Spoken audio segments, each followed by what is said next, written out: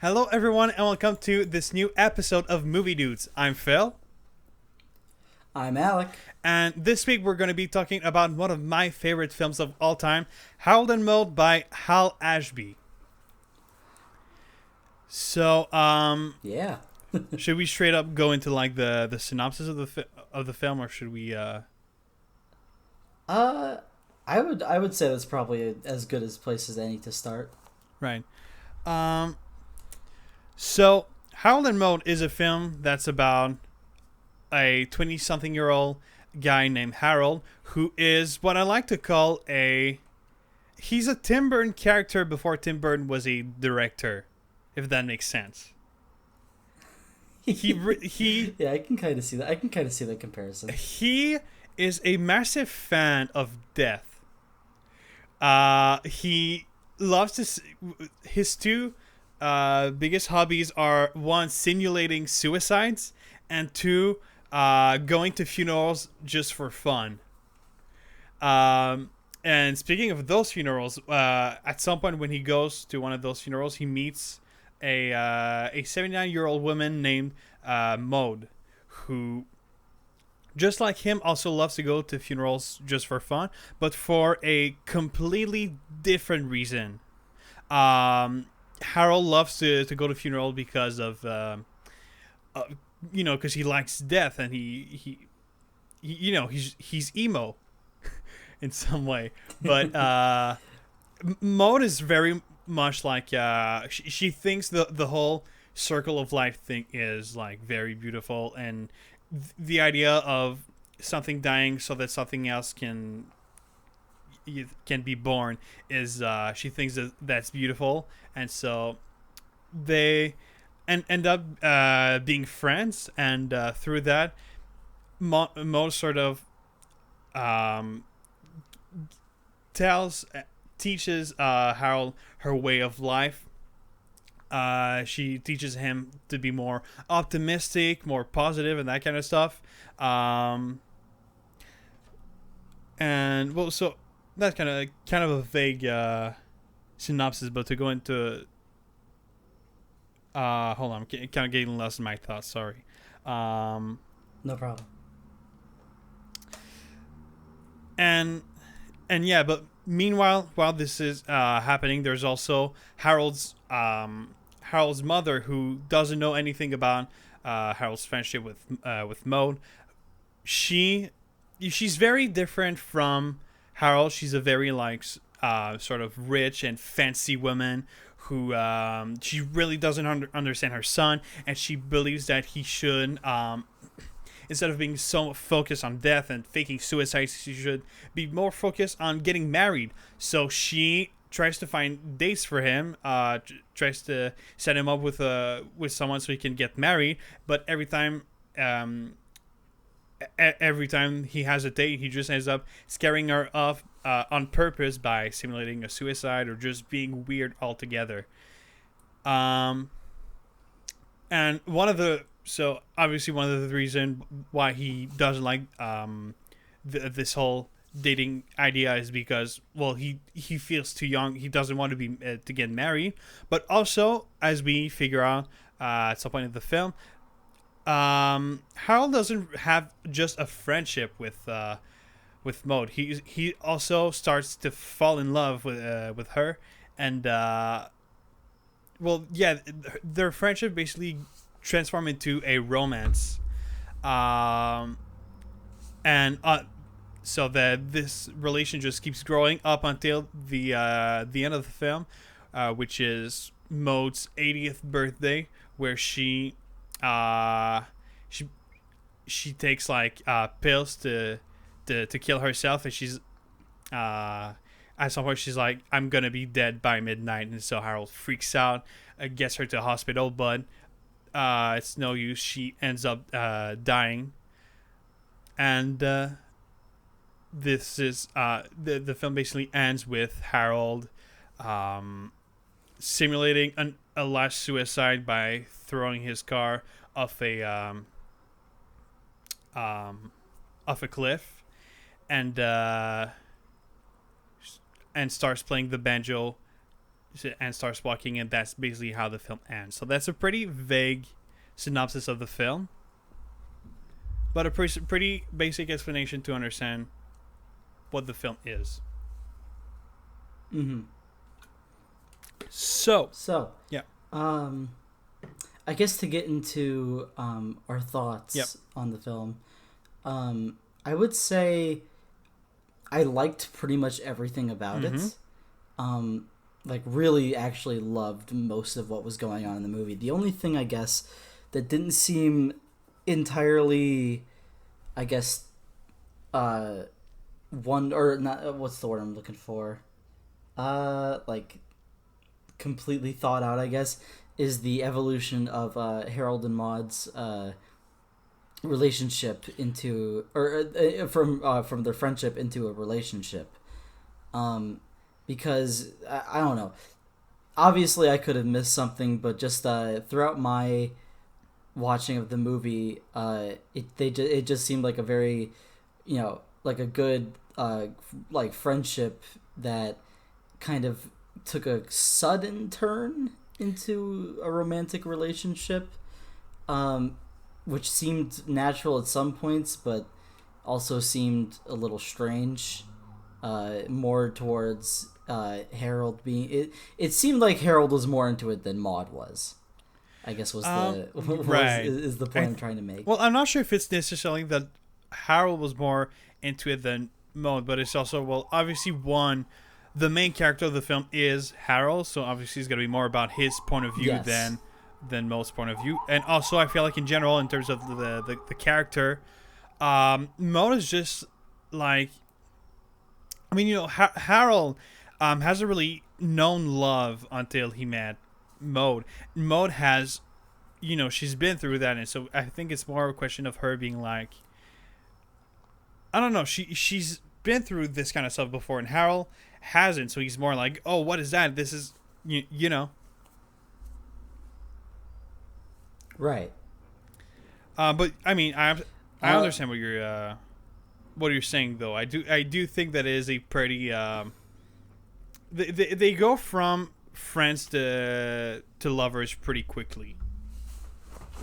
Yeah, which I mean is to be, I guess, expected in a movie with an hour and a half runtime, which isn't a bad thing. I actually really enjoyed the fact that this movie was shorter than most movies that I've seen recently, because it gets to its point really well, and it doesn't do a whole lot of meandering, which sometimes can really hurt a movie like this. Yep.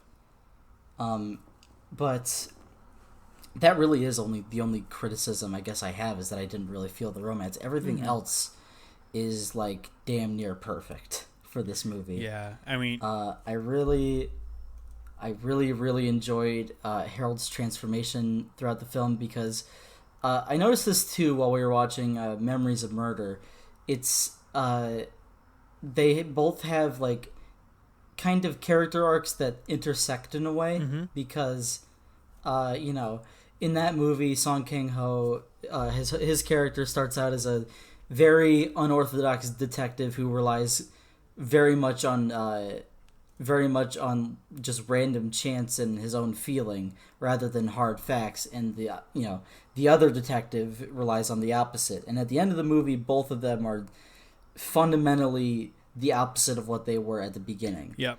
It's not the exact same for Harold and Maude, but it runs a similar type of character structure, because in the beginning, Harold embraces death and Maude embraces life, but they both end up embracing death and life in ways that they never did before, because Maude obviously never doesn't appreciate life, but she gains a new appreciation for death when she decides to take control of it near the end of the film.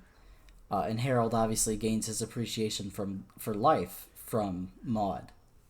You know what? That I'm gonna have to disagree with you on that one. I feel like that's Memories of Murder. If we're going with that comparison, Memories of Murder has a very like switching personality sort of development, while the dynamic between Harold and Maude, it's it's a friendship. It's also a love story, but it's also I feel like it's also a story between a teacher and a student in a way. And I feel like how the film shows it, I feel like if she had never met Harold, she still would have killed herself. Oh, of course. I'm not saying. Oh, all right. I'm not saying that it's like a perfect one-to-one similarity. I'm just saying, in terms of how their character arcs are kind of structured, it kind of like you can see how both of them end up, I guess, not because of each other, but end up kind of in different places, I guess, because Maude is very full of life in the beginning, Harold is not, and at the end Maude embraces death and Harold is like, all right, I can live now. Because I guess that was more or less what I gleaned from that their respective character arcs. Obviously it's not opposite in terms of Maude. Right. Because yeah. I feel like from the very first scene that introduces Maude, she says how like the guy at the funeral was 80 years old, and she talks about it in a way that's like, I feel like it kind of foreshadows the fact that she's gonna die on her 80th birthday, because she really says like 80 is such a good age to die, and she's like, it feels like she really is fixed on that idea of being 80 and dying, and I feel like that's something that also comes up throughout the film. Right. Yeah. I would say one of my, I guess this is not really changing topic, obviously, because we're still in the movie, but kind of changing topics like of the movie, whatever. Anyway, I really liked. Obviously, I loved both of their performances, but Bud Cort as Harold showed really incredible like lack of emotion that obviously starts to morph and change throughout the movie. Up until like, obviously throughout the movie we get little glimpses of emotion from him, but it's mainly kind of subdued.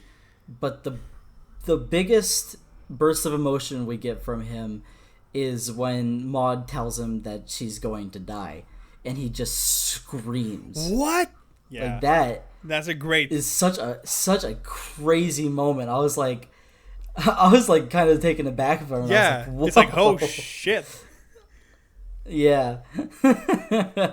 Yeah. Yeah, I love, and this is in that same scene, I guess, is a different one of my favorite lines from the entire movie is he's talking to her in the ambulance and he says like but I love you, and she says, oh, that's wonderful. Yeah. Go spread that love. Yeah. That is such a good line. Yeah. This movie is so well written. I know, like, right? From the comedic lines to the dramatic lines, from literally everything about it. Like Harold's monologue, when he's talking to Maude about the time that he made that experiment and made people think he was dead. Yeah. From that, like, just that monologue is one of the best single monologues I've heard probably ever. Oh yeah, I loved that. It's that was one of the things I wrote in my notes, is how like the dialogues, and more than the dialogues, just the conversations in this film are so great. It's like, in a way, you know what's another film, a romance film that has amazing conversations? It's Before Midnight. No, is it Before? Yeah. I have the Before trilogies sitting on my shelf right now, just waiting to be watched. Have you seen any of them? No. I've only I bought them blind. All right. Oh yeah. I've only seen the first one. Before Sunrise is the film. And that's the thing that I really noticed, is just how great the conversations, because the whole film is just both of them having a conversation, and it's so It's so great. That sounds right up my alley.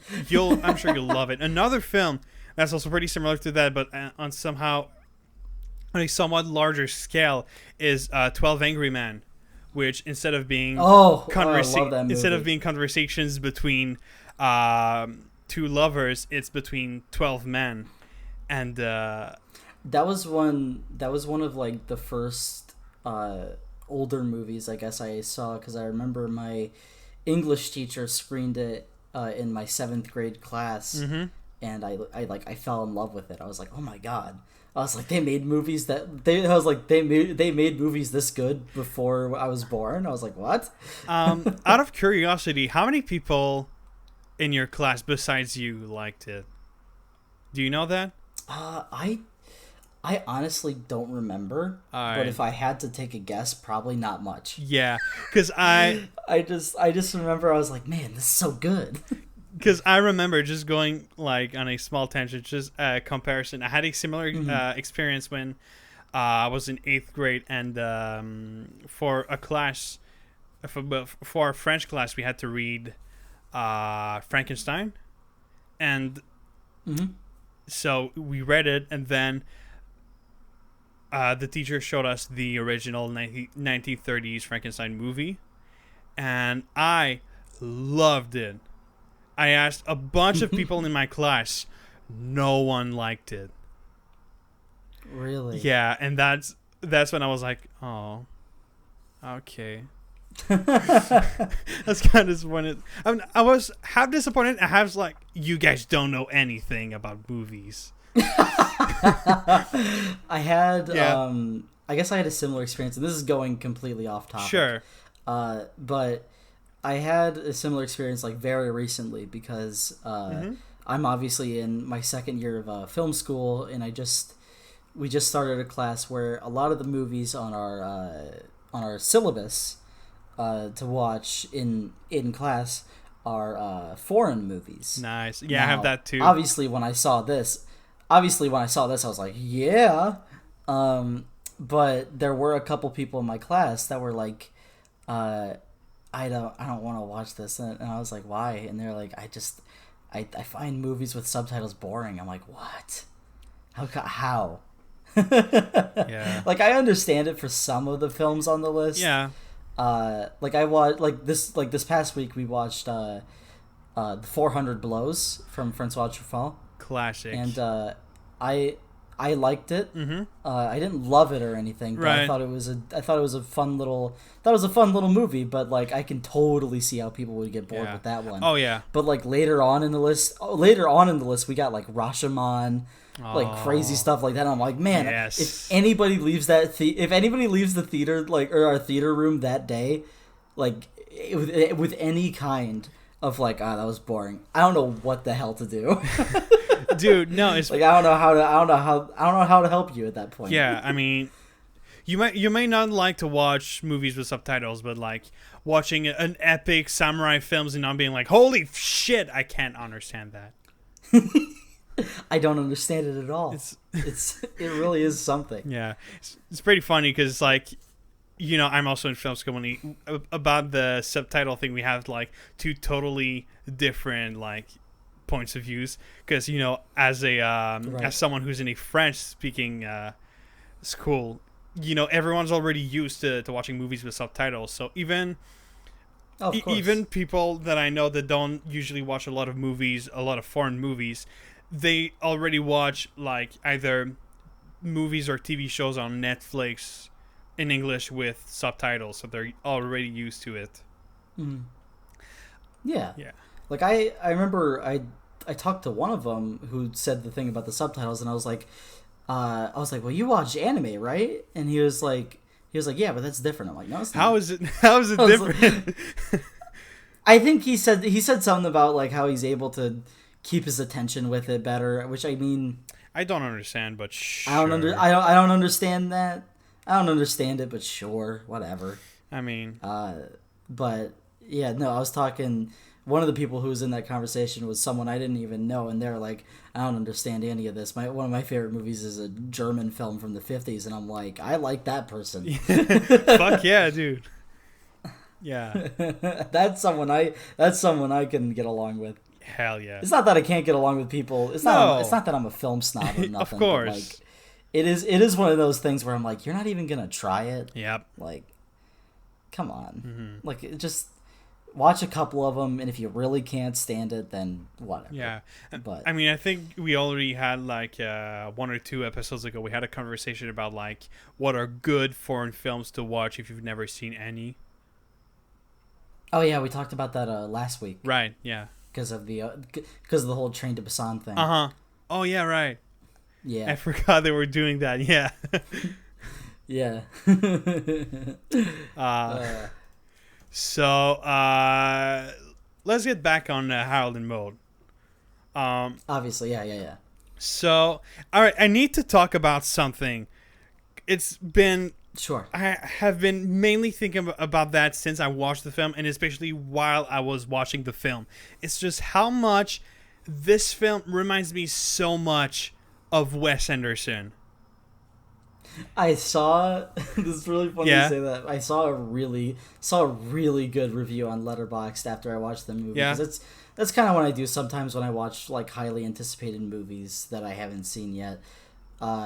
I'll just be like, okay, what are other people saying about it? My favorite review that I read was man, Wes Anderson really made this when he was 2, didn't he?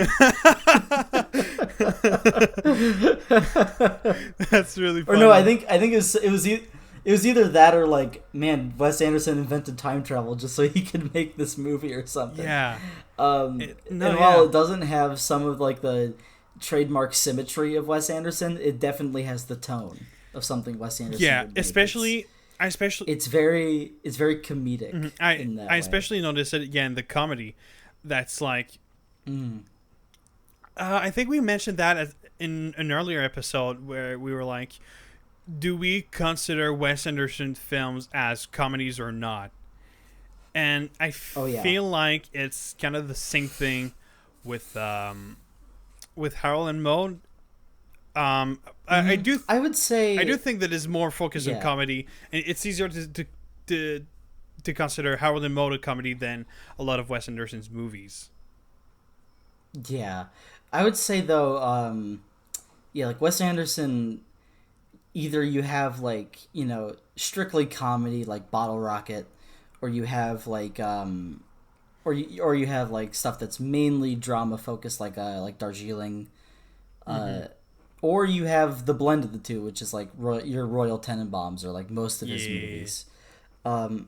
But I would say Harold and Maude is, yes, mostly comedic, but it's also not afraid to touch on like darker topics in a way I've never seen a movie do it. Yep. Like I've never seen a movie talk about life and death the way that this movie does, with such freedom and willingness to talk about it. Yeah. It's like it was really like, what's the word I'm looking for? It was just really like just liberating, I guess, just to see it like talked about it like this. I felt like I was seeing something completely new. I'm like, man, that's so cool. Yeah, it really is. It's also like last year in one of my classes I had to make an analysis on a film, and I chose Moonrise Kingdom by Wes Anderson because I just seen it and I thought, why not? And I ended up talking a lot about something that I noticed while doing that, which is how much Wes Anderson's character lack emotions. And I feel like up until, especially at the beginning of the film, that's kind of like how Harold is. He doesn't talk much. He lacks emotions a lot. And he's just sort of like blank throughout most of the beginning of the film.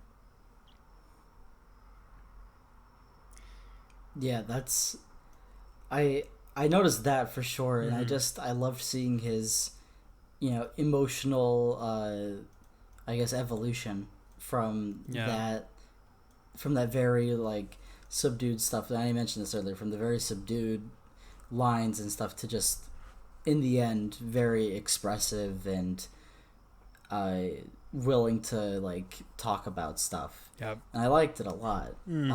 but I was gonna mention this a little earlier when we were talking about comedy and like comedic lines. I think one of the funnier lines there's like three distinct things that like made me laugh, or I guess I'll just go down a line and mentioning all the things that made me laugh. I really liked the uncle's gag of the fact that he rigged his arm flap to salute, which is hilarious. Oh, the uncle in general is a very funny character. Oh, he is. It's really good.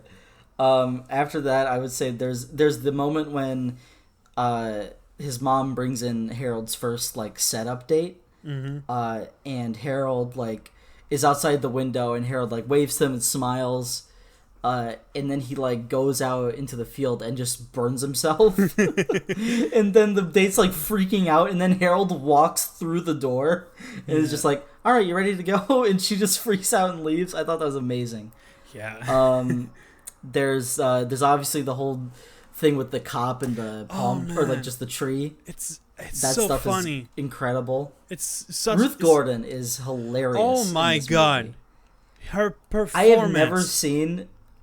I have never seen like in a performance from like an elderly person with so much life in it. So much like it's so much like youth. Yeah. From this like from a character that would usually be, very kind of, I don't know, what's the word to use? Just kind of older, I guess. Yeah. Yeah.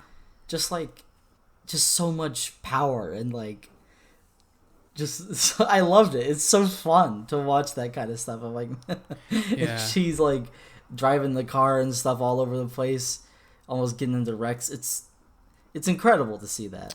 But the last part that I remember that made me laugh was when Harold is telling his mother, his uncle, he's telling his mother, his uncle, his psychiatrist, and his priest that he's getting married to Maude. Yeah. Because there's obviously the mom and uncle like say stuff, and there's like, but then there's like he gets to the therapist and he says like well, there's that whole complex that Freud said that sons want to bang their mothers. Yep. But usually it's not their grandmothers. Yeah. But then there's the entire like 30-second or whatever stretch of dialogue, uninterrupted from the priest. That's incredible. Yeah, it's so weird. Just because he gets into such detail, and he's just like sagging breasts with your youthful body makes me want to vomit. It's like, bro, you all right? It's so good. Oh man, yeah, that got me pretty good last night. But yeah, there's so much about it that I enjoy. From the very moment that the film introduces Maude, I liked her just like that. Just how especially when she just steals the car and just like doesn't give a shit. And then at the last funeral, it's really at the last funeral, it's like, "Ma'am, were you the one who stole my car last week? Was it that car? Oh, then I believe it was me." And then she just like leaves. It's just like how she doesn't give a fuck is so great. It's so great, yeah. It's like, there's one last thing I had in my notes that I wanted to mention. I have always been a fan of when films kind of hide details in places that aren't entirely noticeable, but you can still catch them. Yeah. That kind of retextualize the entire movie. Okay. I am not a fan of the movie Blade Runner, but I really enjoy the theory that the main character is an android, because if you watch the theatrical cut, it makes no sense at all. But if you watch the final cut, there is so much detail in like certain places, and especially in the final scene, that shows like, hey, maybe there is more to this theory than, it just being a dumb fan theory. Yeah. But I'm saying that to say that Harold and Maude has one of these moments, because there is a scene, and I'm sure you know what I'm talking about. Before I brought up Blade Runner, but so Maude and Harold are sitting near kind of just a body of water, and they're both talking, and Harold accidentally moves her sleeve up a bit, and for just a couple frames we see a barcode or a string of numbers tattooed on her wrist, before she quickly readjusts it and the camera cuts away. Yep. Which for anyone that has taken a surface level history class would know, that the barcode on the arm was a thing that Nazis did to the Jewish people in the Holocaust. Yep. Which contextualizes that Maude is a Holocaust survivor, which gives her, I guess, motivation for being so full of life so much more depth. Yeah. And I saw a lot of reviews of people saying that they didn't like that this detail was kind of covered up. And while I can kind of see why, at the same time, I think there's so much power in not even having to explain it. Yeah. Just showing it for a second and people noticing it and going, "Oh, there's so much." Yeah. There's so much power in ambiguity that a lot of movies don't go with now. Because just by revealing one visual detail like that, you can set off so many things about what a character can really be about. Right. Without even having to take a scene to dedicate your explanation to it. Yeah. Now, am I saying that the movie would have been worse off for having that scene? Not really. No. I'm just saying I appreciate the fact that they didn't. I appreciate the fact that it's a moment of oh, instead of I'm listening to her explain it, because we don't need to. Yeah, no. You can have those. You don't have to explain everything about a character to understand what they're really about, and I love that. Yeah. I love that in this movie. Because it's also if they had went into more details about that, people would have I feel like people would have labeled Mona as a Holocaust survivor, which is she is, but that's not the focus of the character. The focus of the character is Obviously that she's a very positive, optimistic person who loves life. Why is she like that? Because she's a Holocaust survivor, but that this is not her personality, Yeah, but that's not the main focus of her personality, and I just love that. I love that detail so much, and when it popped up in the movie, I knew that this movie was going to be something special. Because I was like, oh my god, I was like, really? Yeah. Oh. I'll be honest. So this is my second time watching the film. The first time was it was one of the first films that I saw in 2021, and so I saw it 9 months ago, and I'd forgotten about that part. I forgot that she was a Holocaust survivor, and then there was that scene. She showed the sleeve, and I was like, "Oh my god, it's right! I forgot. This makes it so much better." Yeah, I had such a moment of just a instant oh shit kind of moment. I was like, that's incredible. That's even that the director even thought to just slip it in there for a second. Yeah. I've already explained why I think it's incredible, but I feel like I can't say it enough. Yeah. I'll be honest. I had kind of the same thing with when we watched House, which is both of those films are amongst my favorite films of all time, but they're also films that I had only seen once.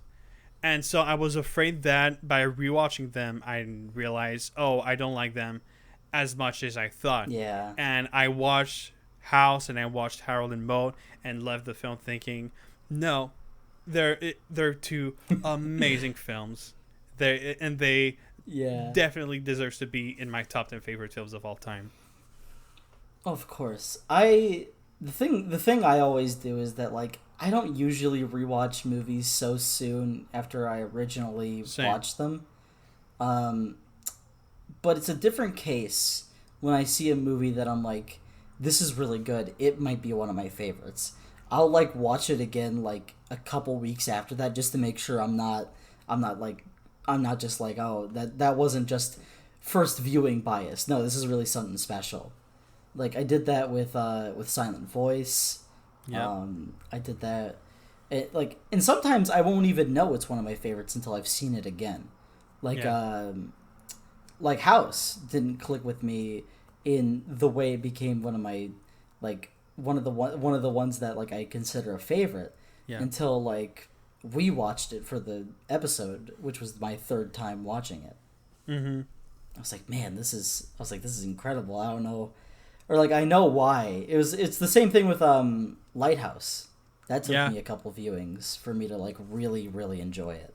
Yeah, I feel like I have the same thing with The Lighthouse because I only saw it once, and I'd have to see it more times. But it's funny that you say that because I have in terms of my favorite films, I have a pretty different way of thinking about that, which is the way I realized my a film is my favorite film is just by like sort of thinking about it, because anytime I watch a film, I'll be thinking about it a bit after I'm done watching it for maybe a day or two or something like that. But the films that are in my top 10 favorite films of all time are all films that I kept thinking about them, and I couldn't stop thinking about them for weeks, sometimes months, and couldn't stop thinking about them. I thought about them frequently, that's what I mean. But like that was the case with Harold and Maude, House, Fight Club, those kinds of films. I was like, I'm thinking about this so much. It must be like must be a reason for that, and that's how like they become my favorite films. Yeah, I would say like it's not often that's when I know that I found something like really special, is when I've seen a movie that I know is going to be an instant favorite. Yeah. Because that happened with Silent Voice, that happened with most like recently, I guess, to the point where like I didn't even have to watch it a second time to know it was like a perfect movie, was the first Kill Bill movie. Because I hadn't seen it until the start of my freshman year of college.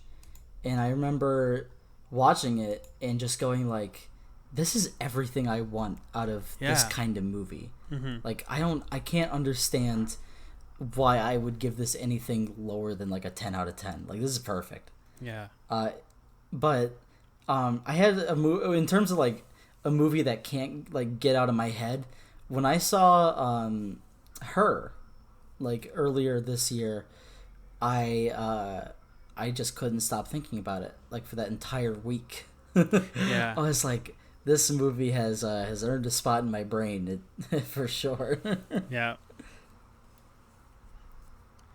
But yeah, I loved Harold and Maude a lot. That was everything I had on my notes. Yeah. But yeah, I think I guess it's funny because from the moment that you talked about this movie in your top 10, I knew that this was going to be something that was right up my alley. Yeah. And I'm glad that I'm glad that I was right.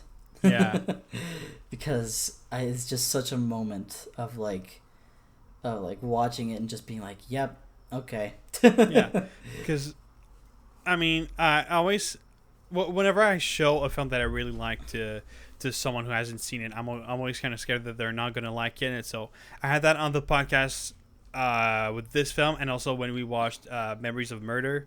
And I'm really glad that you like both of those films, because of course, yeah, it's a safe bet. I'll let you know right now. Mm-hmm. It's a safe bet to assume that I'm going to like either anything from Asian cinema or anything that's really weird. You know what? Like you say that usually it's a safe bet. you say that, and that just makes me think. That just makes me think. I like your taste. Well, I like your taste too, obviously, from everything that you've recommended. Hell yeah. Because recently I showed my mother the Grand Budapest Hotel, and she Yeah. I mean, she's not that much of a movie person. She's more of a like TV show person, and Yeah. she didn't really like it that much. Not that she thought it was bad. It's just not her type of stuff, which is totally understandable. Yeah. But it was. She told me that, I was like, oh, okay. Yeah, I inherited this. I would say there were two things that contributed to me being way too into weird stuff. Mm-hmm. Is both my dad's taste in things, and being raised on the internet. Yeah. Just those two things morphed my entire like taste of what I enjoy, mainly towards like crazy stuff. Like I'm sure I've mentioned this before, but I love nothing more than when a director decides to take an idea to its absolute extreme in a way that completely works. Yep. Like and it doesn't even have to be directors. It can be musicians. It can artists. be like artists. Like I recently listened to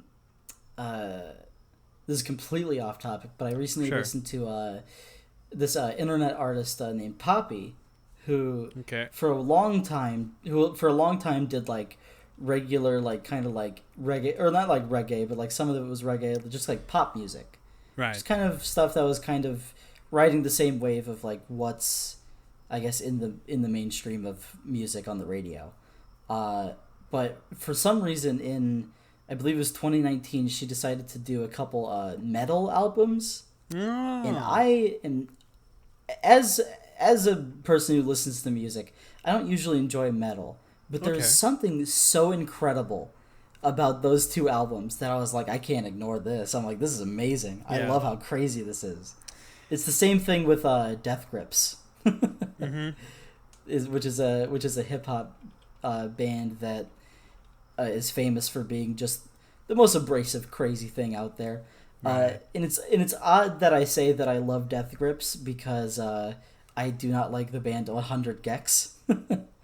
I don't know if you've heard of those. I don't know. Guys. I don't know that kind of music. It's not my kind of stuff. It's completely fair. Because I don't know 100. I don't know what it is about 100 Gex, but and I'm sorry if you're a 100 Gex fan in the comments or just watching this podcast, but yeah, I can't get into it no matter how much my friends have tried. Yeah. But yeah, to get back to my point, I love crazy stuff, and I love when people decide to take their stuff to the extreme. Yeah. So that's why I think that's why I liked Harold and Maude so much. Is because it relishes in that strange atmosphere of just being really off kilter for a movie made in the 70s. Just before we go into like another topic, I want to add something to your to what you were saying. What you were saying about the Poppy, was that the name? Yes, yeah. That was it. Something kind of similar to that happened to a YouTuber that I really like. I don't know if you know. He's a YouTube musician named Jonathan Young. Yes. Yeah. Yeah. He's known for making covers of Disney songs, anime songs, that kind of stuff, metal. And he's been very open for a very long time about how he's not that big a fan of making covers, and what he really wants to do is original stuff, but he can't because it won't make enough money.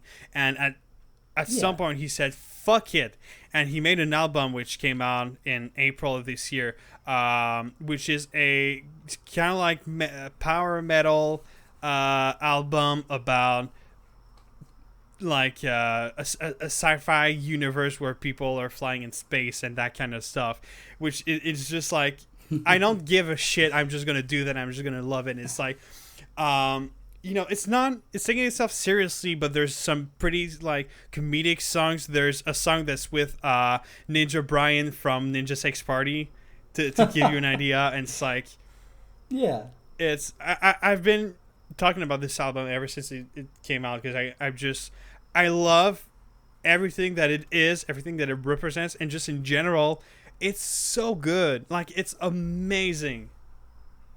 So I definitely recommend that to anyone. I'll have to give it a listen sometime, because I'm somewhat familiar with Jonathan Young's work. Yeah, I found him through his covers of the JoJo openings. Right. And I have his CD that he made of it, and which is obviously obviously off the idea that he doesn't really enjoy doing the covers, because I think the covers were fantastic, but I completely commend him on going full force into what he really wants to do, because ultimately that's what's gonna keep you happy, doing creative stuff. Yeah. Or just in life, really. Yeah. I feel like, especially as a YouTuber, you have a lot of like restrictions of stuff that like you'd like to do but you can't do because of the algorithm and that kind of stuff.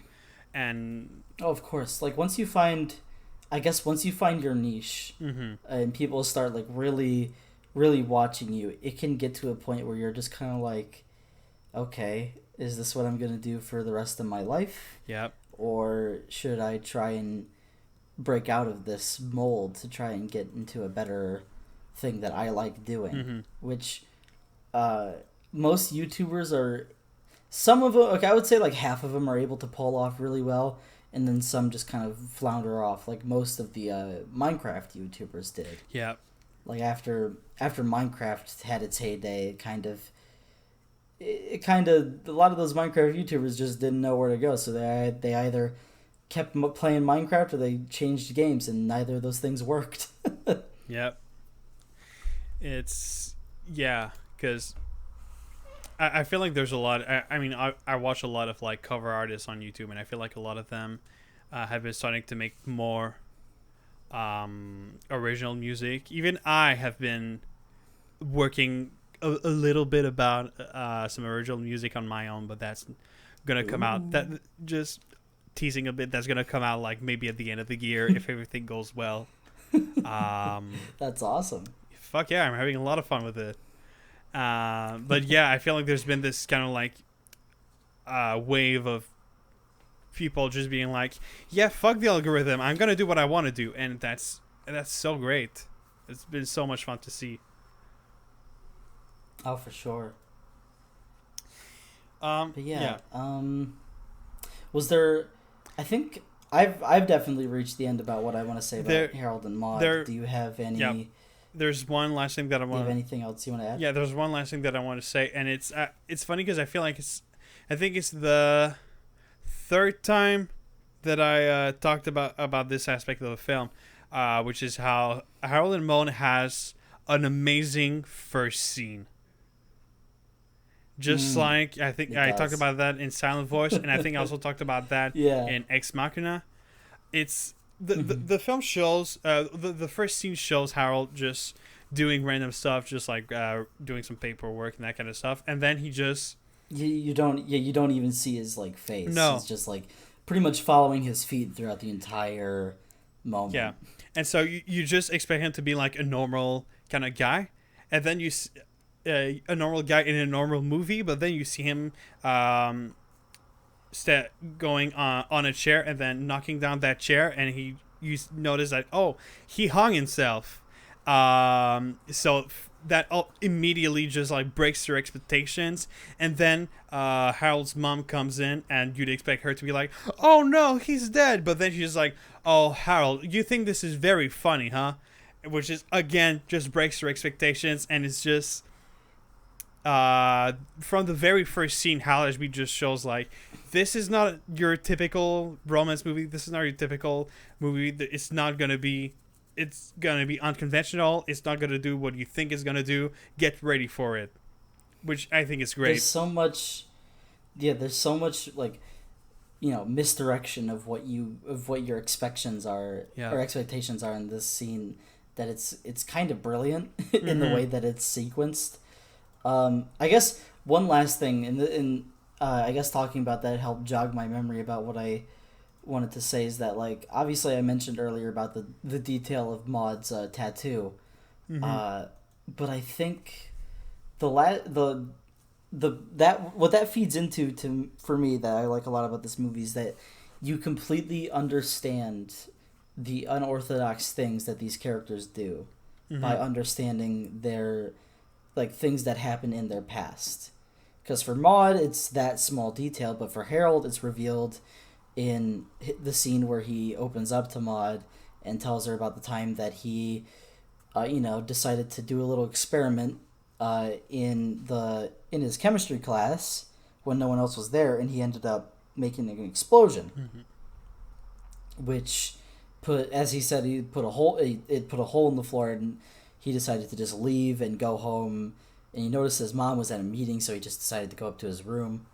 But he sees later that day that his mom, or that the police come and tell his mom that he's dead. And his mom seems actually affected by this. And the way that he puts it, it's like that's the only time, or the way that I interpret it is like that's the only time that she's ever shown genuine affection towards Harold.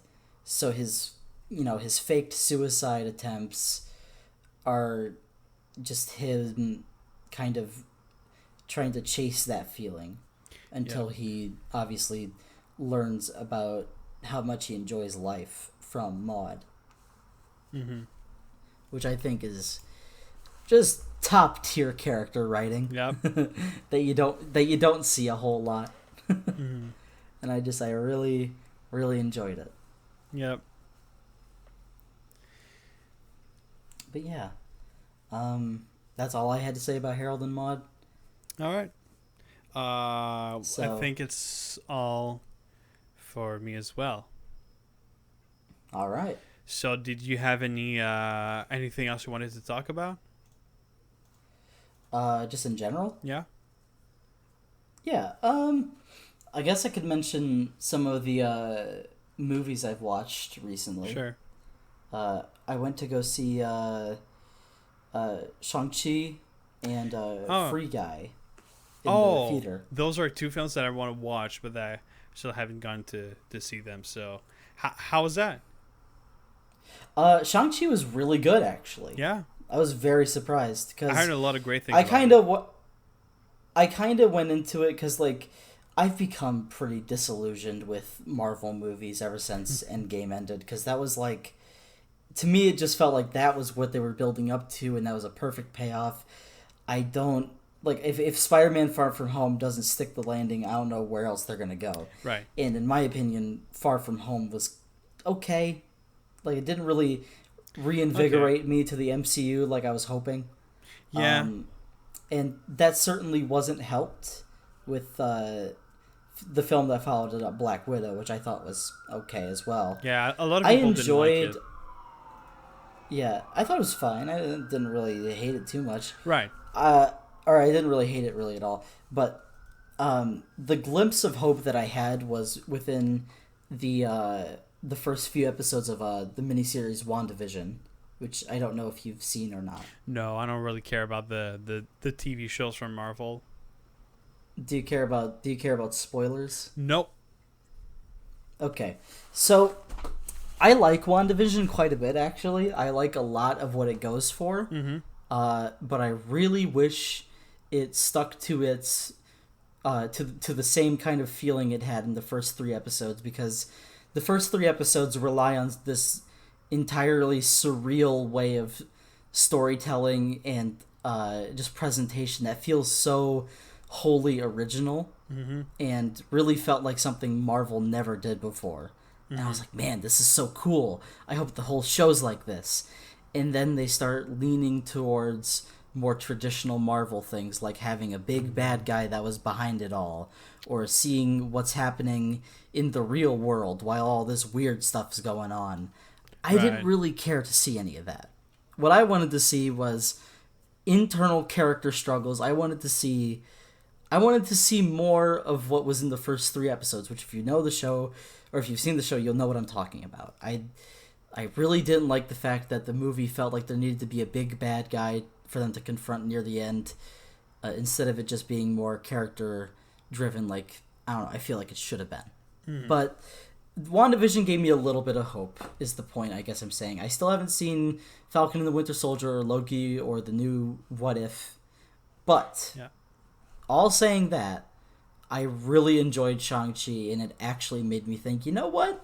Marvel might be pretty good coming up here soon, because Eternal's coming out and it's directed by Chloe Zhao, and I'm excited to see that. But yeah, what I mainly liked about Shang-Chi is I loved the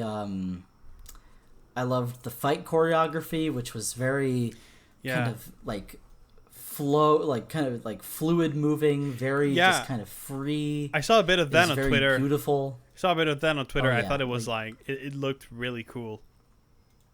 The performances were actually really good, not just from Tony Leung, which we all knew he was going to be good, but even from his name's escaping right now. I literally looked it up today. Simu Liu, the Shang-Chi. Simu Liu.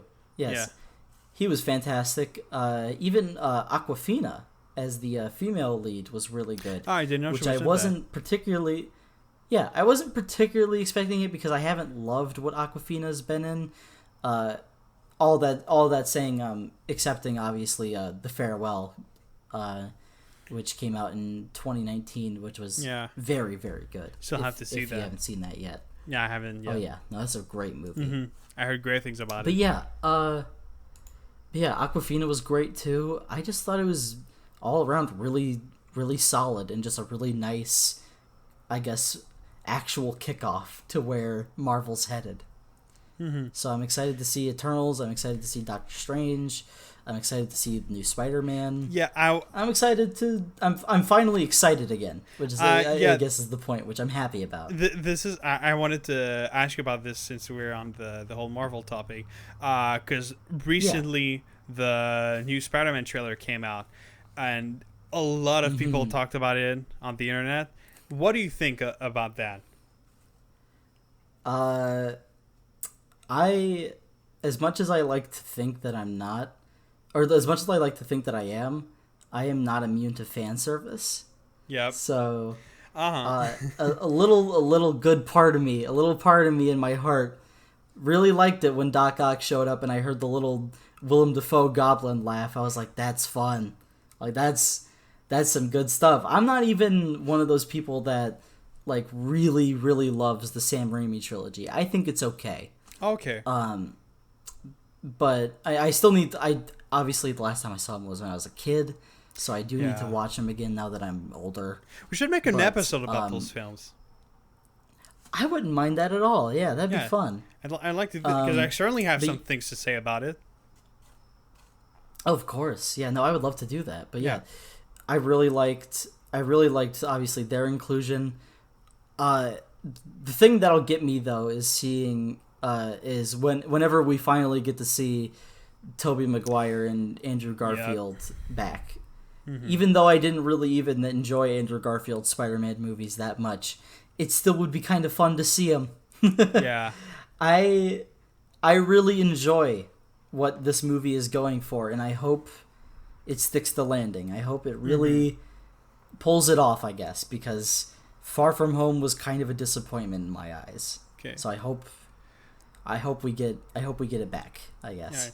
Yeah, I'm excited. I thought the trailer was pretty all right. Yeah, because in terms of like superhero movies, I go on Twitter pretty frequently, and so I see a lot of people criticizing the MCU and saying that they're bad movies and that kind of stuff, which I don't agree with, but it is true. Right. And I will say that when I watch a film from the MCU, I sort of like switch my brain off, or not necessarily my brain off, but my because we all have one. My film snob side, I switch it off, of course, just so I don't like keep criticizing the film and I just enjoy it. they're purely entertainment films, and it's like, you know, Martin Scorsese was said how like those films are just roller coasters, and my answer to that is yes. How's that bad? Yeah. Yeah. Now, see, the thing was about that whole Martin Scorsese situation that a lot of people took kind of like out of context, because he said obviously that it was roller coasters. That didn't really necessarily mean him saying that he thinks it's all terrible. Yeah, of course.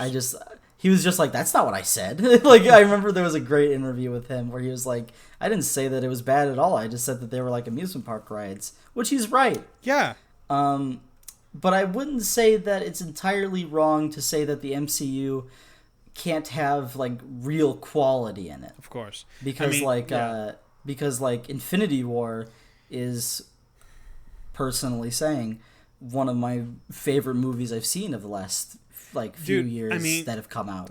I liked it a lot. Infinity Wars and Endgame were two films that like I went to see in theaters the weekend that they came out, and I was, you know, it was just this really big thing, and like it felt so big. I know that in many years I'll still remember this as like how great was that, just those 2 weekends 1 year apart where I went to watch those films, and there were just great moments where everyone was like, holy shit, this is so cool.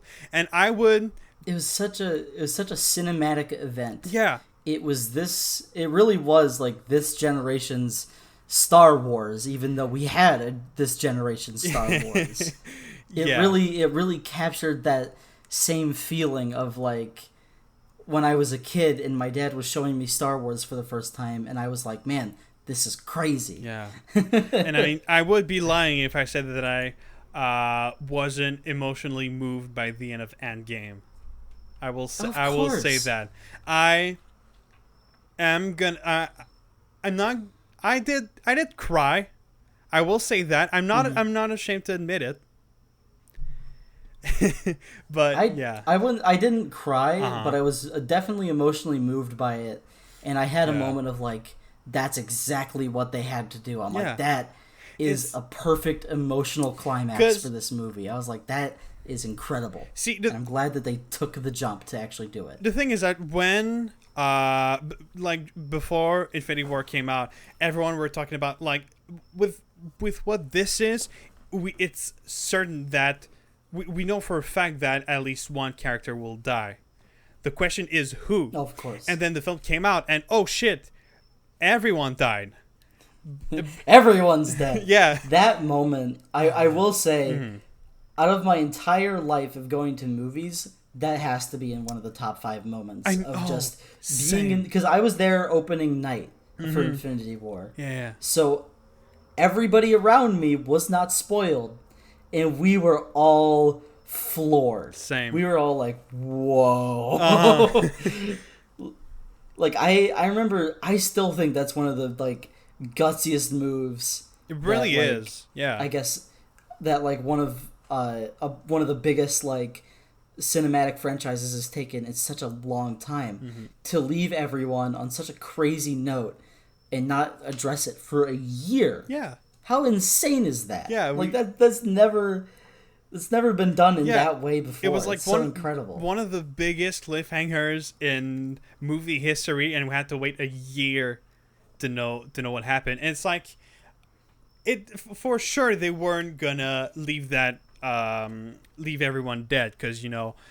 Of course not. Obviously, for example, we knew for a fact that there was going to be a new Spider-Man film and a new Doctor Strange film, so that kind of ruined it. But no, like I don't think a single person who saw that in the theater, other than like children, thought like, oh no, they're really dead forever. Yeah. But like the fact that it made you think, man, that's kind of incredible that they did that for even a little bit, though, is kind of amazing. Yeah. I love Infinity War still. I think it's probably my favorite MCU film. Yeah. It's a movie that, even without the context of watching any of the other movies, I can just kind of throw it on and watch the entirety of it because it's just entertaining. Yeah, it really is. Yeah. I really like the original Iron Man. Yeah. There's other films in the MCU that are great. obviously it's not without its duds here and there, but I think they're fun movies. Yeah. Now the question is, what about the DCEU? Ooh, we could talk about that for a while. Yeah. I would say yeah. I've seen most of them. I still not. haven't seen Birds of Prey. I still haven't seen Birds of Prey or Wonder Woman 1984. I'm not jonesing for it because I haven't heard either of them are very good. Yeah. So, but I will say, so like my opinions on the ones that are, in existence, I guess are, Man of Steel's not good. Batman v Superman is awful. Suicide Squad is genuinely one of the worst movies probably made in the last decade. I would say Wonder Woman's fine. Shazam is fine. I enjoyed. Okay, so the original Justice League's terrible. Yeah. I think that goes without saying. But I enjoyed the Snyder Cut purely for the fact that it's an uninhibited creative vision. Yeah. That actually took something that was terrible and provided so much to it to where it's an actual decent film now, I think. Yeah, I remember but whenever we heard new things about the Snyder Cut, we were all like, "What is that? It's 4 hours long. It's like in third. It's 4 hours long. It's 4x3, and it's like subdued colors. Like, what the hell is this? But then it came out. Did he think he was making like an author's film for like the Oscars? No, he's making Justice League. Yeah. And then it came out, and I was like, you know what? That's not too bad. Yeah. But in terms of like movies that I actually think I'll watch again from the DCEU, I rather enjoyed the new Suicide Squad movie. I still have to watch that. The James Gunn one. Mm-hmm. It's pretty good. It's a fun time, I'll say. Yeah. Like it's not amazing or anything. But it's just a fun time. I mean, I feel like that's what you gotta expect from a James Gunn movie. That's definitely the case with Guardians of the Galaxy. I don't know. I still legitimately love the first Guardians of the Galaxy movie. They're great. They're great films. With all my heart. Mm-hmm. But as we were talking about earlier, or as I guess you mentioned, with Marvel movies, you kind of turn off the film snob part of your brain. You have to. Of course you do. But I'm saying, like, I usually do unless I'm really hating it. Unless I'm really hating my experience, then I'm like, all right, time to go full force. But the other kinds of movies that, like, I initially turn off my film snob part of my brain, but then it turns back on once I realize, hey, hang on a minute, this is actually pretty good, is every John Wick movie that I've seen. Yeah. Which is all of them. Every time I watch one of them, I'm like, you know, this is just an action movie. I'm going to turn my brain off, and then I'm like, you know what? This is kind of awesome. I'm gonna. Yep. I want to pay more attention to this. You know, like I loved all of them. My brother, I have a brother who really loves martial art films, and I feel like a lot of martial art fans also like John Wick a lot because he hit those same chords. And it does. They really do. And so for such a long time, he's been telling me like, oh, you have to watch John Wick. And before I did, at the time that I did watch it, I didn't have sort of like the respect for martial art films that I have right now. You know, I mean, of course, I really respected the work as a stuntman that, for example, Jackie Chan did, but I still hadn't seen Police Story and that kind of stuff, so I was still a bit judgy about it. And then I watched it. You respected it, but you didn't really understand like how it can be good as an actual film. I guess so. And then he showed me John Wick, and I was like, wait, hold on, this is really good. Yeah. So sometimes I like entire movies that aren't even that good, just purely based on the fact that I think the action was really well done. There's this movie, there was this Netflix original, I think it was early 2020 that came out called Extraction. with Chris Hemsworth. Oh, yep. It is not a great movie on like any accounts, but the action is stupidly good for a movie like that. Like you get some really good fight scenes. You get some pretty like honestly brutal moments where it's like, oh, I didn't expect that to happen. But it's like I was consistently entertained based purely off of the action alone, which I thought was pretty impressive for a movie like that. See, that's the kind of films that like I see the posters and everything. And I think, yep, my dad is gonna love this film. Yeah. And I mean, he did watch it, and I think he liked it, so that just proves my point. But yeah. Yeah, you know what this reminds me of? Do you remember? What's that? Do you remember the Expendables? Yes, I do remember the Expendables. How weirdly stupid is that? Like, I mean, it's the biggest crossover in all of like action movie history. I think the idea is kind of cute, like the idea of like gathering up like kind of washed up action stars to do an action movie of their own. The idea is fun. I don't know if they needed to do so many of them. I love they use the word cute, like, oh, it's cute. They tried to little yeah. That's honestly though how I would describe it. It's a cute idea. It's like that's kind of fun. That's cheeky. I mean, it's like, yeah. I'm criticizing it, but at the end of the idea of having a film that has both Sylvester Stallone and Arnold Schwarzenegger fighting is pretty fucking cool. Oh yeah, it's an incredible idea. I still haven't seen the movie, so Same. I can't really judge how it is on quality. But just the idea alone is pretty fantastic. Yeah. The concept, I guess. But I guess to mention the other movie that I saw in theaters this week was Free Guy. Yeah, how was that? It's not that I didn't enjoy it. It's just not good. Oh, really? It's okay. It's a very solid baseline, like 5 out of 10. Okay. I would say it was decently enjoyable. There were some parts where I felt like it kind of dragged, but it had a couple gags that I thought were funny. The one thing I guess I didn't enjoy on it was and it does it a lot better than a lot of other movies of that nature, where it's kind of fourth wall breaking, like technology centered, like Emoji Movie Alec? or stuff like that. Are you? But Free Guy, I can't hear you. Like Free Guy is really good with okay. The thing I'm meaning to say is a lot of movies that are of that nature include a lot, and I mean a lot of pop culture references.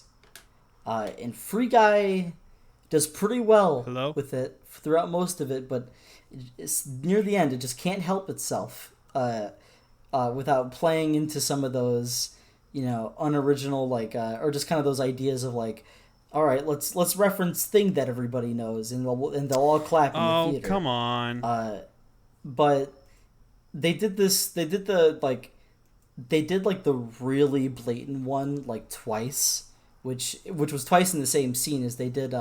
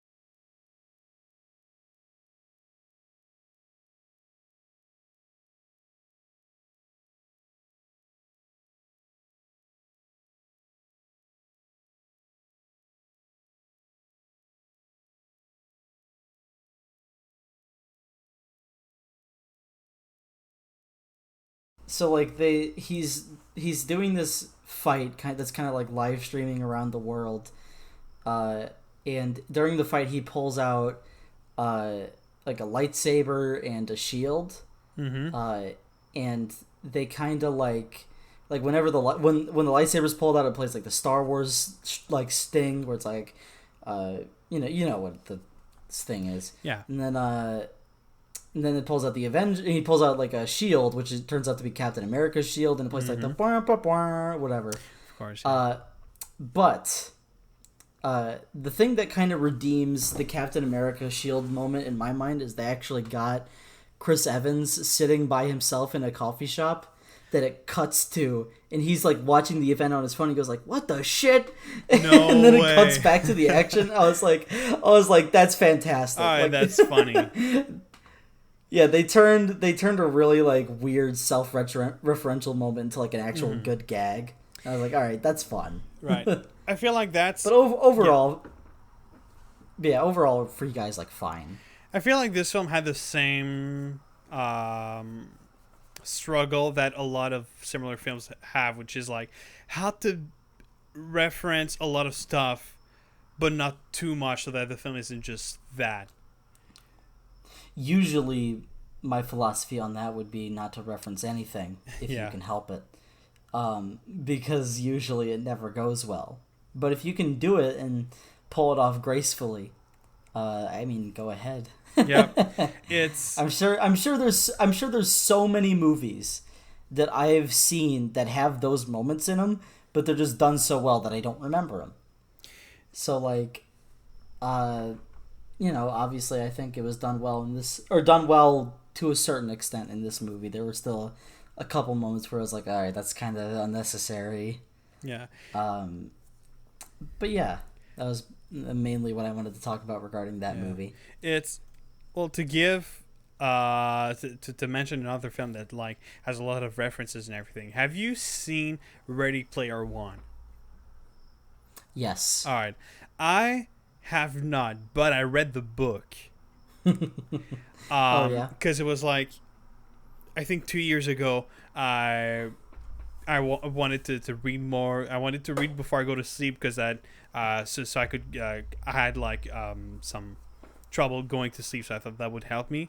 So I went to a store to pick up a book to read, and I picked up Ready Player One, and a lot of people didn't like the film, and critics were like, "Oh, Steven Spielberg making a bad film and everything." Let me tell you, the book's not great to begin with. Like, honestly, the book is okay. Yeah, I'm so glad you said that. All right. Because I've read half the book myself, and I can agree fully. Yeah, it's that's an example of a film that's like there's too many references, and it's like the film and the book they need the references too much. They're dependent on them to tell the story, which is, yeah, it really is. Like, the way it really is written, it's like, so I pulled out my computer and started watching some Seinfeld or something like that. It's literally like that. Yeah. Like, everything about the movie is like, oh, and my Buster sword from Final Fantasy VII. Yeah, or something and it's like that. Oh, they're it's in the exactly year, like that. They're in the year like fucking 2043, but everything they're consuming is from the 80s, of course. Yeah. Which of course. Which is just stupid. It doesn't make any sense. And so like, yeah, I think it's really funny that we mentioned this because like, I've been wanting to talk about this, but no one I know would find it like at all funny. Okay. It's just like because recently, I don't know if you saw this, but Ernest Cline, the author of Ready Player One, came out with Ready Player Two, which is a sequel to Ready Player One, and I did not read it for obvious reasons. Yeah. But I saw screenshots of some pages online, and it was something else. So, I guess to get into my opinion on the film, Ready Player One, because I watched it a little while back. it really doesn't. It feels like it doesn't have a leg to stand on. Yeah. On its own right, because it's just really bland, and it's really kind of predictable in the way it's written. Yeah. To the point where I was watching it with a friend, and he had seen it before I had, and we were watching it, and there's this part in the second act where he's trying to find the second clue, I guess, to the is puzzle, it like to the Easter egg? Is it the key he's looking for? Was that it? I believe so. Yeah. All I know is it's a sequence that takes them to see The Shining. Or it takes them to like the world of The Shining. I don't think that's in the book, because I know they changed. I know they changed a lot of stuff from the book and the movie, so I don't think that was in the book. Well, I mean, good, because it doesn't really amount to much. But the funniest thing about that entire sequence where he's like trying to figure it all out is I figured it out in like a second, because I just went like, okay, the clue is like it relates to the author or the developer of the game and his long lost love going to go see a movie in the 70s. Or in the 80s, I'm sorry, on their first date, and I went, oh, they were in the, because like the movie at that point is like kind of referencing like oh, okay, it's a horror movie. I'm like, oh, they're gonna go see The Shining, like that, or it's like they went to go see The Shining, so we're gonna have to go into the world of The Shining. And my friend was like, what the hell? And I was like, what? Or he said, he was like, what the hell? How'd you guess that? And I was like, I wasn't supposed to. Like, was that supposed to be a surprise? I was like, really? But there's also the part which a lot of people have shed some light on in terms of criticism, is that the main girl, Artemis, in real life she has the scar on her face. Yeah. And she has like the backstory of nobody liked the scar on my face. Oh, I know where we're going with that. I led to online. Shut the hell up, because even with the scar, the character is still beautiful. It's like if you really wanted to do it, like try and I don't know. I'm not saying like try and make her unattractive. I'm just saying make it bigger, make it more. Yeah, obvious. Make the scar, make it more noticeable. Don't make it just like, oh, it's like a little like a mark on her face that's like kind of noticeable, or like. It's not even that having it be not noticeable would be a problem. It's just she looks fine. Yeah. I don't think anybody would care. It's the same thing with... It's such a weird moment. There's the same thing with the main character who, like, in the book is described as, like, being fat, which he's not in the film. And it's like, come on. So he's like slim and kind of buff in the film. It's really funny. Like the classic Hollywood thing of like the hero has to be heroic and muscular, and he can't be ugly. He's the hero. He has to be good looking. Yeah. The secondary character who's just like there for jokes, he can be funny. We can hire Jack Black for that. That's a classic Hollywood thing. Yeah. The thing with that kind of character thing as well is it's the same criticism that I have for the Amazing Spider-Man films, because like he's playing his character, the Peter Parker character in those movies is like an attractive hipster loner dude. Yeah. That's not Peter Parker.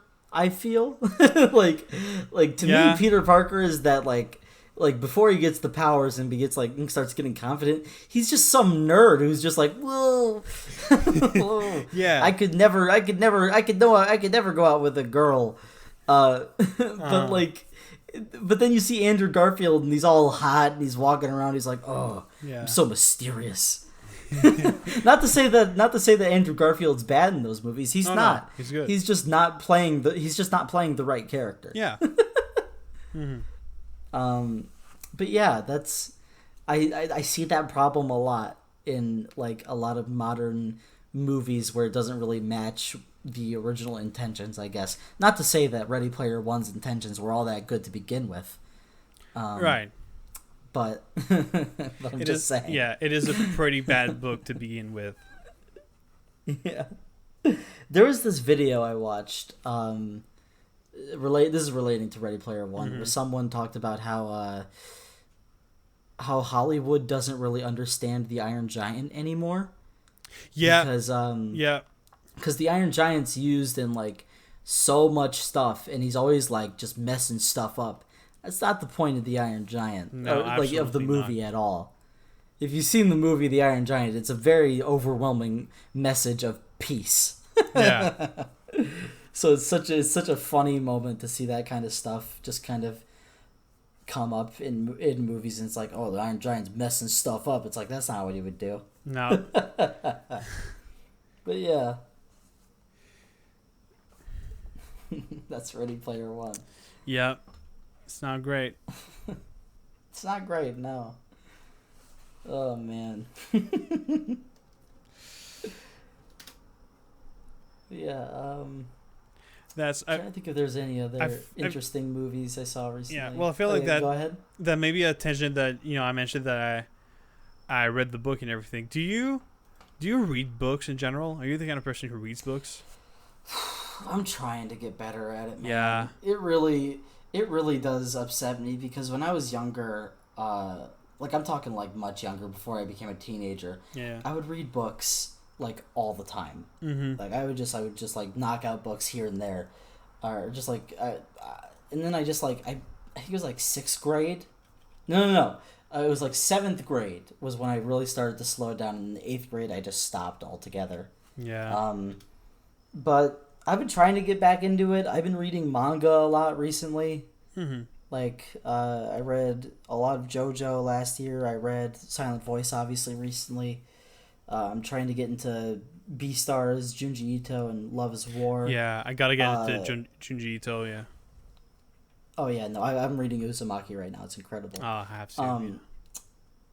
But in terms of, like, actual literature, I guess, if you wanted to call it that, there's this book I've been wanting to read since, like, early 2019 called House of Leaves. Okay. And it's a very unconventional horror story that I loved. I read, like, the first 100 pages or so. I loved what I read. Mm-hmm. And then I just stopped for, like, a year. Yeah. And then I tried to pick it up, like, this past year, and I just, like, I couldn't. So that's, like, I think that'll be my New Year's resolution if I don't start reading it by then, is to finish House of Leaves. Yeah. Because it really does, it disappoints the hell out of me that I used to be able to do it so much when I was younger, but I haven't, like, actually read a book cover to cover by my own volition in a long time. Yeah. Like, obviously for class, I've read, like, To Kill a Mockingbird, The Disaster Artist, Fahrenheit 451. Like, I read those on my own, but it's been so long since I did it without a reason. I guess is the... So I'm really kind of disappointed in myself for that, but I'm trying not to beat myself up about it and just get back into it. Yeah. I kind of have the same How thing. about you? Yeah, I kind of have the same thing where, like... Well, so as I said, at the beginning of 2019, I bought Ready Player One thinking that I was going to read more. And then it took me a year and a half for me to read Ready Player One entirely. Really? Yeah, it took me a long time. And then right after that, I read The Hobbit, which only took me a summer. So I'm pretty happy about that. It's good. Yeah, it was good. And then I was for a long time I wasn't reading anything until I started reading Alice, which is the book that I mentioned in the House episode, which is like this weird like Alice in Wonderland novel, and I still have like 150 pages left to read out of like 500, and I've been reading this book since like March, and honestly it's like I do not want to read. It's not that I don't want to read it, but I'm just tired of reading it. So I just decided to take a break, and like 2 weeks ago I started reading Fahrenheit 451, and I I read 30 pages. I read for like 30 minutes, and then I stopped for the day, and then I never went back to read it because I was like, I don't want to. Fahrenheit 451 is a fine book. Yeah. It's just not all that entertaining. Sure. I really, because it was like a semester of high school that I had to read 2 books for 2 separate book reports, which I loved writing book reports. It's just like writing a movie review, but it's about a book. Yeah. But yeah, anyway, I read Fahrenheit 451, which was fine. I didn't really love everything I read. It was decent, and I liked some of the imagery that it would kind of like instill in my brain. But I also read The Disaster Artist, which is the story, cataloging the making of Tommy Wiseau's The Room, and I thought that was an incredible book. Yeah. So I was like, I really enjoyed reading that, so I should, I should hope to get back into reading, I guess. Yeah. Because I have like, what books do I even have down here?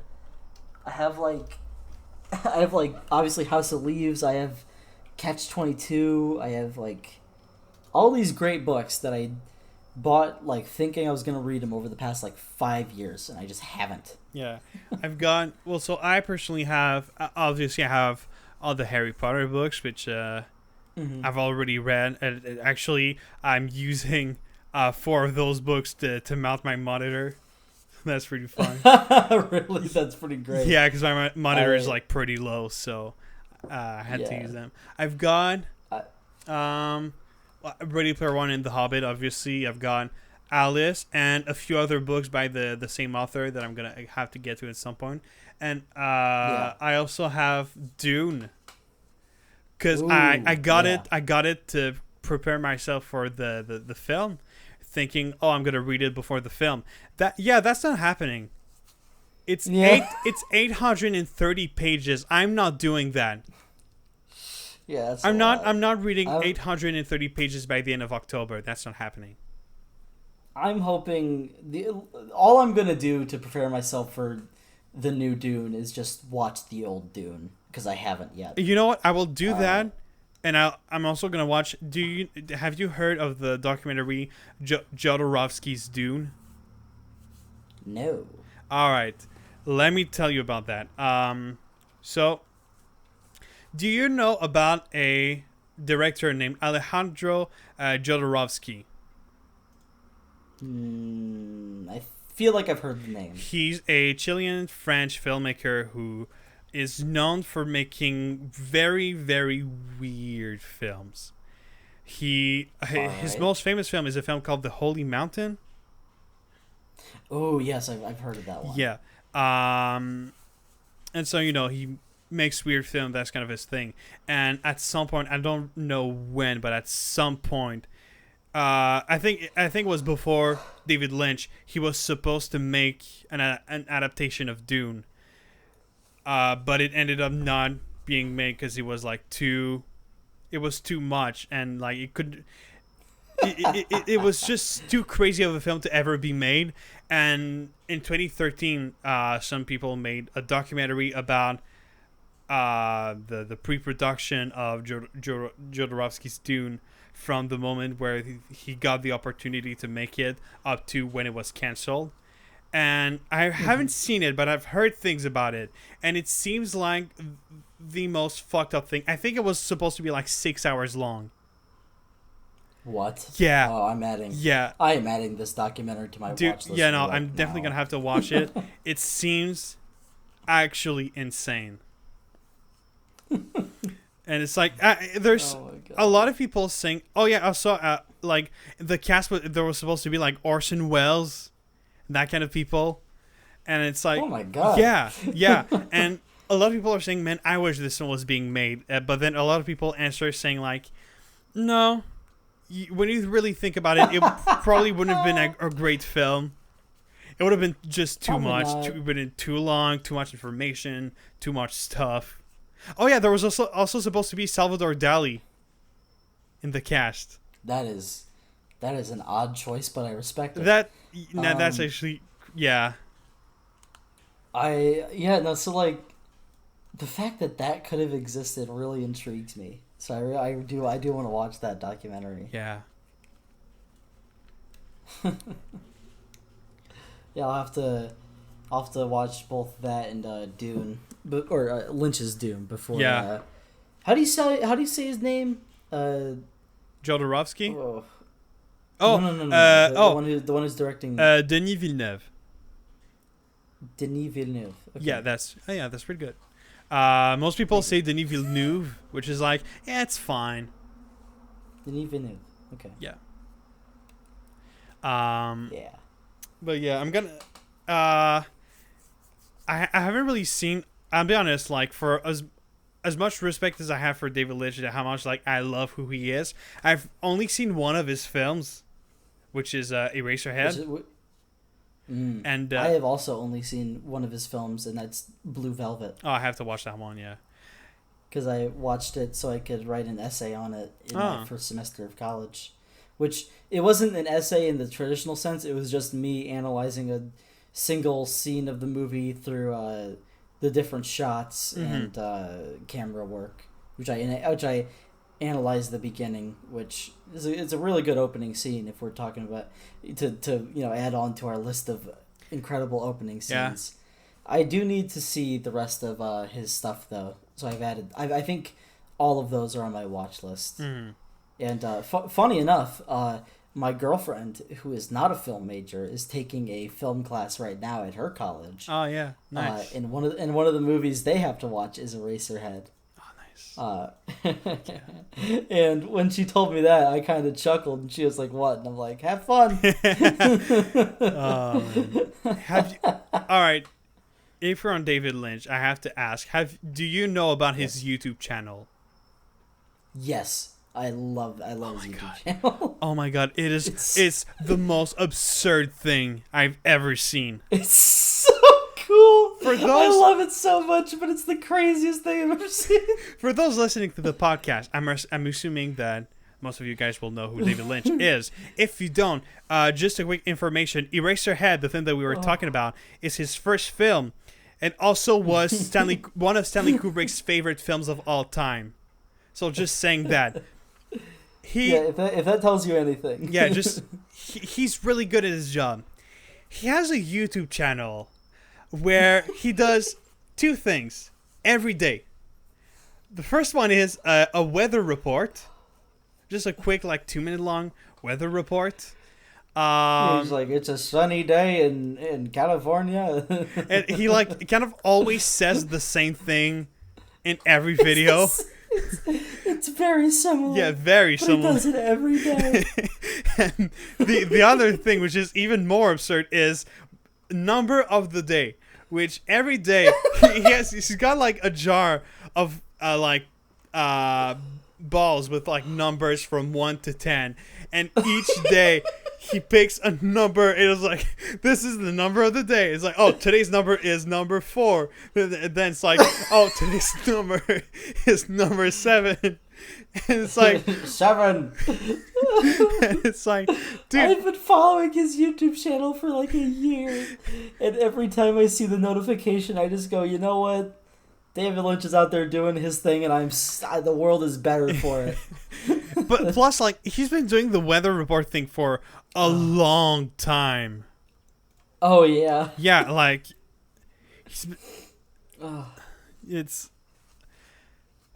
it really is to think that this is one of the most acclaimed filmmakers of all time.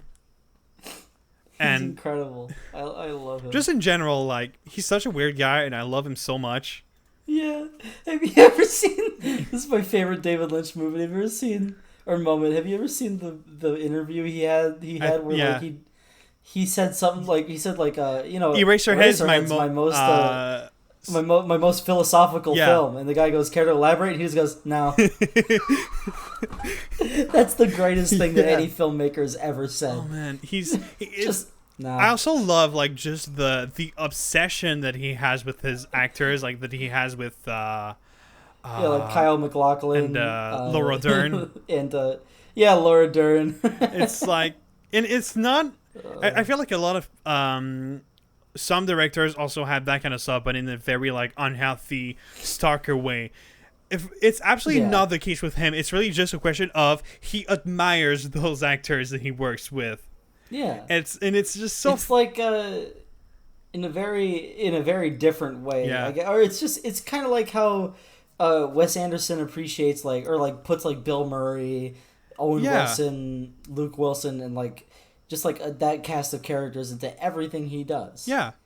Or it's kind of like how John Waters worked with Divine. What was her name? Gorgeous. Oh yeah, Divine. Divine, yeah. Divine for like every movie he ever made. Yeah. Because like I mean, any interview that I've seen about David Lynch talking about Cal MacLachlan or Laura Dern is so sweet. Because it's you really see how much he admires them. It's like, aw. It's honestly, it's like really funny to how much like his films are so weird, but at the end of the day, it's damn near demonic at times. It's like such a fever dream. But at the end of the day, his films are such. He seems like such a sweet old guy. He just seems like such a sweet man. Yeah. I'd love to talk to him. Oh man, dude, I think he's just so cool. Let's have him on the podcast. That would be great. Oh my god, I would love to have David Lynch on. Oh, that would be. I feel like that would be the peak of our show. Is if we had David Lynch on the podcast. Would you say that would be the twin peak? I see what you did. I would love that. Seems to be getting to that time where we should pick next week's movie. Yeah, I guess so. All right, let me pull out the randomizer. I just googled John Waters to like look up something, and I found out that he had a show that was called John Waters Presents Movies That Will Corrupt You. What? Yeah, and it's like I'm really curious to see what films he talked about. I'm looking at the name, and just from the titles, I only know one film, which is Irreversible, which is a Gaspar Noé film. Yeah, which is like, I believe it. And I love him. That's the best thing I've heard all week. I've never seen a film from him, but definitely on my watch list. I still haven't either. I really want to bust into his stuff on the Criterion Collection, like Female Trouble and stuff like that. I was talking about Gaspar Noé. Oh, Gaspar Noé, yeah. Yeah. Okay. I've seen Female Trouble, and that's it, but it was pretty good. I have not seen any of John Waters yet, but I'm excited to. It's something, but yeah. All right. Let's do the randomizer. All right. And next week's film is Punch Drunk Love, directed by Paul Thomas Anderson. Fuck yeah. You know what? This is great. I've been wanting to watch a Paul Thomas Anderson film for so long, and I still have not. Really? It's like, yeah, because I feel like so many people talk about him all the time and talk about his movies so much, and I still haven't seen any of them. And Punch Drunk Love pretty much is the film that I'm the most curious about from his filmography, because it seems like it was he was the only one who saw Adam Sandler as more than just a stupid comedy actor. It's true. It's really like this movie, like obviously Uncut Gems was the movie that made everyone go, Adam Sandler can seriously act? Yeah. But Punch Drunk Love was the Uncut Gems moment before there was Uncut Gems. Yeah. And I saw but go ahead. Yeah, I saw an interview it was like a press conference at a film festival where they presented Punch Drunk Love when it came out, and someone asked P.T. Anderson why he chose Adam Sandler, and he basically said, like, because he's a fucking good actor, which is true. He's He's good. No, Yeah, it's like when he really tries, he's really given good. the right role. When he really tries, he can be really good. It's true, Yeah. and we're obviously we're gonna see that next week. Yeah. But one thing I wanted to mention, you said you hadn't seen any Paul Thomas Anderson. I've really only seen a couple, and that's Boogie Nights and obviously Punch Drunk Love. I have not seen There Will Be Blood, and obviously, much like my film major classmates, they'll be very disappointed in me. Yeah.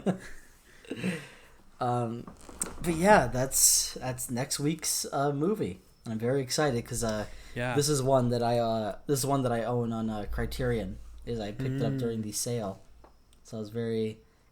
I still haven't. I think. No way. I watched the first 10 minutes of it like a couple months or before I moved. I watched the first 10 minutes of it, but I ended up going to bed.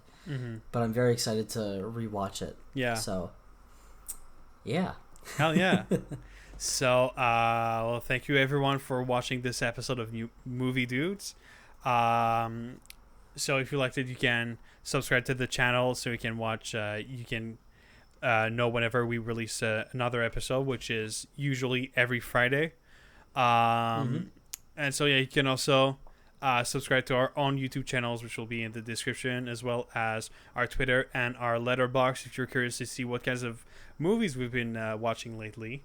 And yeah, thanks. Yeah. One last thing I guess I'd like to mention is Spotify is in the works. Oh, really? We're still I've been researching how to get it all done. It seems like it could be a little bit of a process, but it should be soonish. I really do hope to have this stuff on Spotify. Hell yeah! Before we reach 10 episodes, because that's my personal goal. But because once we get to Spotify, it's we really are a podcast, you know. It's true. I've never had a podcast on Spotify. Same. Yeah, that'll be fun. Yeah. But yeah, but thank you for watching. Yep. And we'll see you next week. See you next week. Bye. Bye.